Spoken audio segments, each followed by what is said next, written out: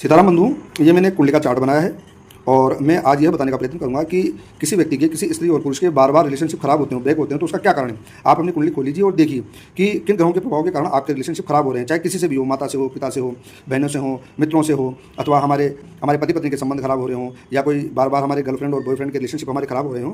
तो आप देखिए, देखो मूलतः रिलेशनशिप खराब होने के कारण है कि अगर किसी की कुंडली में राहु, केतु, मंगल और सूर्य और शनि, इसको विशेष तौर से हम देखते हैं रिलेशनशिप के लिए। अगर जो हम आगे बताने जा रहे हैं उनमें से किसी भी भाव में ये ग्रह होते हैं तो रिलेशनशिप खराब होते हैं। देखिए, ब्रेक होते हैं। यदि राहु, ये राहु है, यदि लगन में, तो हम यहाँ लिख लेते हैं ये लगन है, ये लगन चार्ट में राहु हो, लगन में हो, तीसरे भाव में हो, लगन में हो तो व्यक्ति अपने अहंकार के कारण, और अगर तीसरे भाव में हो तो उसके बहन भाइयों से, और अगर छठे भाव में हो तो यदि भी छठे भाव में राहु शत्रुहंता योग बनाता है, किंतु ये निरर्थक ऋण और रोग और शत्रु पैदा करता है, तो यहाँ पर भी रिलेशनशिप खराब होते हैं। यदि राहु सातवें भाव में हो तो पार्टनरशिप के, पति पत्नी के, हमारे जो प्रेमी प्रेमिका के, लवर्स के रिलेशनशिप खराब होते हैं। अष्टम भाव में भी जो राहु है वो खराब परिणाम देता है और यहाँ पर भी हमारे रिलेशनशिप ब्रेक करता है, तो यहाँ पर ये हो गया। इसके अलावा भाग्य भाव में बैठा हुआ हो तो राहु व्यक्ति को नासमझ बनाता है, अहंकारी बनाता है, उसके कारण से रिलेशनशिप खराब होते हैं। राहु की रेमेडी कीजिए, रिलेशनशिप ठीक कीजिए।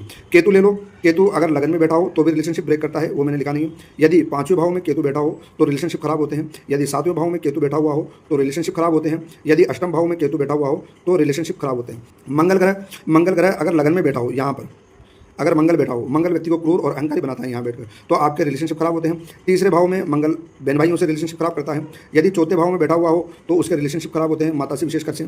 और अगर आठवें भाव में बैठा हो, आठवें भाव में तो वैसे भी कोई क्रूर ग्रह होना ही नहीं चाहिए, अगर हो तो रिलेशनशिप खराब करता है। और यदि छठे भाव में बैठा हुआ हो तो व्यक्ति अपनी गलती से, स्वयं की गलती से रिलेशनशिप खराब करता है, तो यहाँ पर भी ये कंडीशन है मंगल के कारण से। यदि सूर्य लो, सूर्य अगर छठे भाव में बैठा हुआ हो तो सूर्य अच्छा नहीं माना जाता, यहाँ पर निरर्थक आपके शत्रु पैदा करता है, बेवजह शत्रु पैदा होते हैं। सातवें भाव में हो तो जैसे कि हमने बताया, सातवें भाव पति पत्नी का है, तो यहाँ पर क्रूर ग्रह होने के कारण से रिलेशनशिप ब्रेक होते हैं।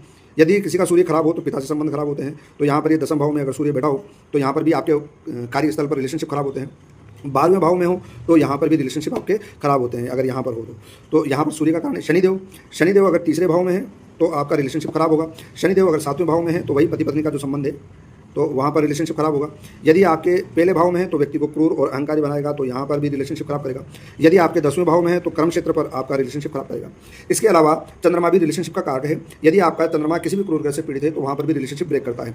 तो इसके अलावा कई कारण होते हैं, कई ग्रहों की युतियाँ होती है, वह भी देखनी पड़ती है, तो ये सब रिलेशनशिप को ब्रेक करते हैं। अगर आपके भी जीवन में रिलेशनशिप ब्रेक होने की बार बार स्थिति बन रही है और आप उससे असंतुष्ट और परेशान हैं, तो एक बार हमसे कॉन्टैक्ट कीजिए। ईश्वर ने चाहा तो आपको बहुत हद तक लाभ हम दिलवाने की कोशिश करेंगे। जय जय श्री सीताराम।